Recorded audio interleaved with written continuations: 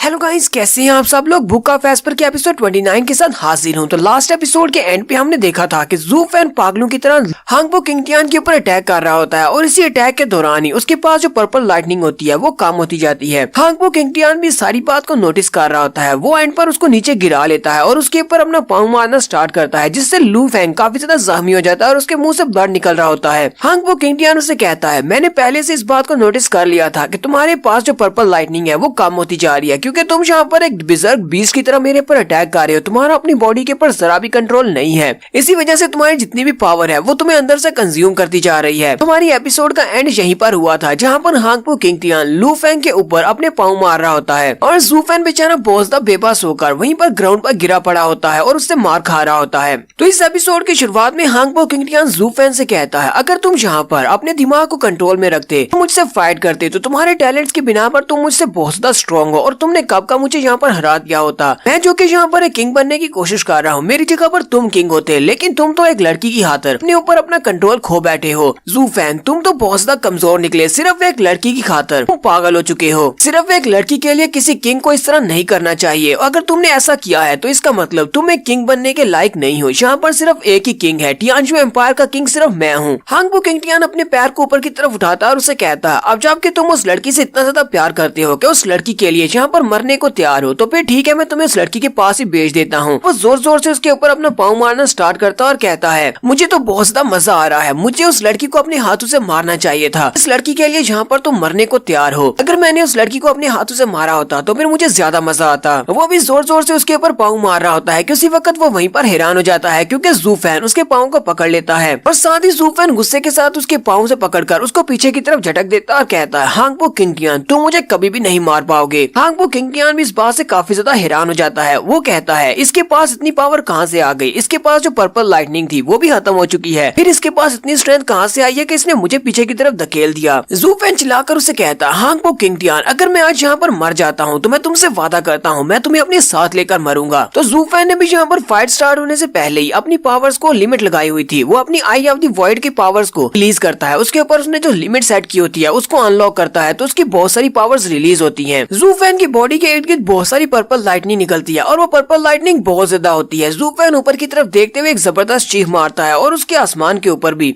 बहुत सारी purple lightning इकट्ठी होने के बाद ज़ू फैन की बॉडी के पास आ जाती है। हांगबो किंगटियान से देखने के बाद पीछे की तरफ हटना शुरू होता है, जबकि बाहर का सीन भी दिखाते हैं। तो क्यूपाई भी ये देखकर बहुत ज्यादा हैरान होते हैं और कहते हैं, ये लड़का, इस लड़के के पास अभी भी बहुत सारी पावर है, इसने अपनी सारी पावर को हाइड किया हुआ था। लेकिन साथ ही मास्टर क्यूपाई कहते हैं, क्या इस लड़के की फिजिकल बॉडी इतनी ज्यादा पावर को अपनी बॉडी के अंदर हैंडल कर पाएगी या नहीं? तो अपनी फुल पावर को रिलीज करने के बाद ज़ू फैन के मुंह से ब्लड निकलना शुरू हो जाता है। यूनहाई और मिस जिया दोनों ये देखकर बहुत ज्यादा घबरा जाते हैं, क्योंकि ज़ू फैन ने जब अपनी फुल पावर को रिलीज किया है तो उसकी वजह से उसकी अपनी बॉडी को काफी ज्यादा नुकसान पहुंचा है। उसके बाजुओं और उसके चेहरे से भी ब्लड निकल रहा होता है। हांगबो किंगटियान उसकी तरफ देखता और कहता है, ज़ू फैन, मैं तो इसी बारे में सोच रहा था कि तुम यहाँ पर अपनी कौन सी स्पेशल मूव को यूज करने वाले हो, लेकिन सर अपनी तरफ तो देखो, तुम एक बहुत बड़े बेवकूफ हो। तुमने अपनी ही बॉडी को बहुत ज्यादा नुकसान पहुंचा लिया है। तुम्हें क्या लगता है कि तुम इस तरह की फिजिकल स्ट्रेंथ और इस तरह की बॉडी के साथ मेरे ऊपर अटैक कर सकोगे? तुम्हारी स्पेशल एबिलिटी को यूज करने का कोई फायदा नहीं हुआ। हांगबो किंगटियान हंसना शुरू कर देता और उसे कहता, हाँ ठीक है कि तुम अपने स्पेशल मूव को यूज करने के बाद तुम्हारी बॉडी के अंदर से काफी सारी एनर्जी रिलीज हो रही है, लेकिन तुम तो यहाँ पर अपने पैरों पर खड़े भी नहीं हो पा रहे। तुम इस हालत में मेरा मुकाबला कैसे करोगे? हांगबो किंगटियान अभी वहीं पर बात ही कर रहा होता है कि ज़ू फैन का पंच उसके मुंह पर आकर लगता है और वहाँ पर एक जबरदस्त धमाका होता है। हांगबो किंगटियान पीछे की तरफ गिर जाता है और जमीन के अंदर गड़ जाता है। देखने वाले भी सारे बहुत ज्यादा हैरान हो जाते हैं, खासतौर पर हांगबो किंगटियान की आर्मी वाले और उसके तीनों ड्रैगन्स, जबकि उसके फादर और मास्टर फैंग भी ये भी देखकर काफी ज्यादा हैरान होते हैं। हांगबो किंगटियान थोड़ी देर के बाद ग्राउंड के ऊपर से पत्थरों को हटाते हुए बाहर की तरफ निकलता है, तो उसके मुंह से भी ब्लड निकल रहा है। हांगबो किंगटियान कहता है, ऐसा कैसे हो सकता है? अभी अभी हुआ क्या? इस लड़के की स्पीड इतनी ज्यादा कैसे बढ़ सकती है? भाईजे कौन सी स्पेशल पावर को यूज कर रहा है? लेकिन साथ ही हांगबो किंगटियान कहता है, ये मेरे साथ हो क्या रहा है? मैं यहाँ पर डर क्यों महसूस कर रहा हूँ? मैं किंग हूँ और मुझे इससे नहीं डरना चाहिए। फिर साथ ही हांगबो किंगटियान अपनी सेंसेस को संभालते हुए सामने की तरफ देखता है, तो ज़ू फैन वहीं पर धुएं में खड़ा होता है। एक ही पाल में वो वहाँ पर खड़ा होता है और दूसरे पाल में वो उसके पीछे की तरफ आ जाता है और उसकी कमर के ऊपर एक जबरदस्त पंच मारता है, जिससे हांगबो किंगटियान को बहुत ज्यादा दर्द होता है और फिर से उसके मुंह से काफी सारा ब्लड निकलता है। वो कहता है, ऐसा कैसे हो सकता है? अभी मेरे सामने खड़ा था, ये यहाँ पर कैसे आया? हांगबो किंगटियान कहता है, तुमने इस तरह के मेरे ऊपर अटैक्स करने के बाद मुझे सभी लोगों के सामने बहुत ज्यादा शर्मिंदा कर दिया है, क्योंकि मैं किंग हूँ, इसलिए मैं किसी के सामने शर्मिंदा नहीं हो सकता। और वो वहाँ से जल्दी से जंप करते हुए हवा में चला जाता है और अपने हाथ को सामने की तरफ करते हुए अपने special move 9 dragons diamond body dragon empowered claw को यूज करता है। तो वो ऊपर से नीचे की तरफ अपनी स्पेशल क्लॉ को यूज करते हुए जू फैन के ऊपर अटैक करने वाला है और उसकी स्पेशल मूव की पावर काफी ज्यादा है। लास्ट टाइम जब इसने स्पेशल मूव को यूज किया था तो जू फैन को नीचे गिरा लिया था। लिन जॉनफेंग भी काफी ज्यादा खुश होता है और कहता है ये हमारे यंग मास्टर की सबसे स्पेशल मूव है। इस मूव के साथ लास्ट टाइम भी इसने इसको हरा दिया था और इस बार भी ये इसको हरा देगा। मुझे लगता है कि इस बार के मूव के बाद जू फैन बच नहीं पाएगा, वो मर जाएगा। लेकिन जू फैन नीचे खड़ा खड़ा उसी की तरफ देख रहा होता है, जबकि हांगपो किंगटियान बहुत ज्यादा खुश होता है कि वो यहाँ पर अपने स्पेशल मूव को यूज कर रहा है, तो वो इस बार जू फैन को मार डालेगा। हांगपो किंगटियान उसे कहता है क्योंकि तुम हमारी इस बड़ी सी अरे फॉर्मेशन के अंदर फंसे हुए हो, इसलिए तुम यहाँ से नीचे से गायब नहीं हो पाओगे, इस बार तुम्हें कौन बचाएगा। लेकिन जैसे ही वो अपनी पाम टेक्निक के साथ उसके करीब पहुंचता है, उसी वक्त जू फैन भी अपने पंच को रेडी करता है और उसके चेहरे पर एक जबरदस्त पंच मारता है और इस बार के पंच के साथ तो वो उसके चेहरे के ऊपर भी डेंट डाल देता है और साथ ही उसकी नाक भी टेढ़ी हो जाती है और हांगपो किंगटियान अपनी बनाई हुई शील्ड के साथ पीछे जाकर टकराता है। तीनों ही ड्रैगन शो देखने के बाद बहुत ज्यादा हैरान हो जाते हैं और कहते हैं ऐसा कैसे हो सकता है। हांगपो किंगटियान तो यहाँ पर एक अर्थ लेवल के स्किल को यूज कर रहा था। हांगपो किंगटियान उस शील्ड के साथ टकराने के बाद नीचे की तरफ गिर रहा होता है, जबकि जू फैन बड़ी स्पीड के साथ ऊपर चला जाता है और उसके नीचे गिरने से पहले ही वहीं पर हवा में खड़े खड़े उसे एक जबरदस्त किक मारता है और उसे दोबारा से ग्राउंड पर फेंक देता है। हांगपो किंगटियान के पूरे मुंह से ब्लड निकल रहा है और वो सीधा अपनी ही आर्मी वालों की तरफ जाकर गिरने लगा है। जॉनफेंग ऊपर की तरफ देखता है और अपने लोगों से कहता है चलो जल्दी से यहाँ से निकलो, ये तो हमारे ऊपर गिरने वाला है। और हांगपो किंगटियान वहीं पर ग्राउंड पर आकर गिरता है तो वहाँ पर एक जबरदस्त धमाका होता है और जितने भी उस धमाके की जद में आते हैं वो सारे मर जाते हैं, जबकि वो तीनों ड्रैगन्स ऊपर चले जाते हैं। वो हवा में खड़े ये सब कुछ देख रहे होते हैं और कहते हैं ऐसा कैसे हो सकता है, जू फैन तो बहुत ज्यादा स्ट्रॉन्ग है, ये एक मॉन्स्टर है, यंग मास्टर इसको नहीं रोक सकता, तो हम लोग इसके सामने क्या कर पाएंगे। स्पेक्टर ड्रैगन कहता है हम लोगों ने तो अभी तक जू फैन के खिलाफ फाइट की ही नहीं, मुझे नहीं लगता कि हम लोग उसकी फाइट करने के लायक भी हैं और बहुत ही जल्दी जू फैन यहाँ पर हम सभी को मार डालेगा। और यहाँ पर सिर्फ एक ही इंसान है जो कि इसके साथ मुकाबला कर सकता है और वो हमारे यंग मास्टर हांगपो किंगटियान है। हांगपो किंगटियान ने इसे बड़ी मुश्किल के साथ यहाँ पर रोक कर रखा हुआ है। अगर इसने इसे कोई यहाँ पर रोक कर नहीं रखा होता है तो अब तक तो इसने हमारे 10,000 सोल्जर्स को मार दिया होता। स्पेक्टर ड्रैगन कहता है अब पता नहीं हम लोग इस मॉन्स्टर को रोकेंगे कैसे। फिर जू फैन उन तीनों ड्रैगन्स की तरफ भी घूर कर देखता है। वो तीनों ही ड्रैगन बहुत ज्यादा डर जाते हैं कि कहीं जू फैन उनके पीछे न आए। उसी वक्त पत्थरों के नीचे से हांगपो किंगटियान फिर से बाहर निकलता है और हांगपो किंगटियान के चेहरे की तरफ दिखाते हैं उसका पूरा मुंह खून से लिपटा हुआ है। साथ ही वो जबरदस्त चीख मारता है और अपनी पावर्स को रिलीज करता है जिससे उसके माथे के ऊपर ड्रैगन का निशान चमकता है। वो तीनों ड्रैगन उसे कहते हैं यंग मास्टर हमें लगता है कि हमें यहाँ से जल्दी से निकल जाना चाहिए क्योंकि इस लड़के के पास जो पावर्स हैं ऐसी पावर्स हमने पहले कभी नहीं देखी, ये कोई मार्शल आर्ट्स नहीं है, हमें जल्दी से जल्दी पीछे की तरफ हटना होगा। अगर हम लोग यहीं पर इस फाइट को कंटिन्यू रखते हैं तो हम इससे कोई भी नहीं बच पाएगा। जॉनफेंग भी चिल्लाकर उसे कहता हाँ ये सब कुछ ठीक कह रहे हैं, हमें जल्दी से यहाँ से निकलना होगा। हांगपो किंगटियान चिल्लाकर उसे कहता है अपनी बकवास बंद करो, जब तक मैं यहाँ पर जिंदा खड़ा हूँ तब तक हम लोग हारने नहीं वाले। मैंने अपनी पूरी जिंदगी में कभी भी हार नहीं मानी और हर एक फाइट को जीता रहा हूँ, आज भी इस फाइट को जीतूंगा।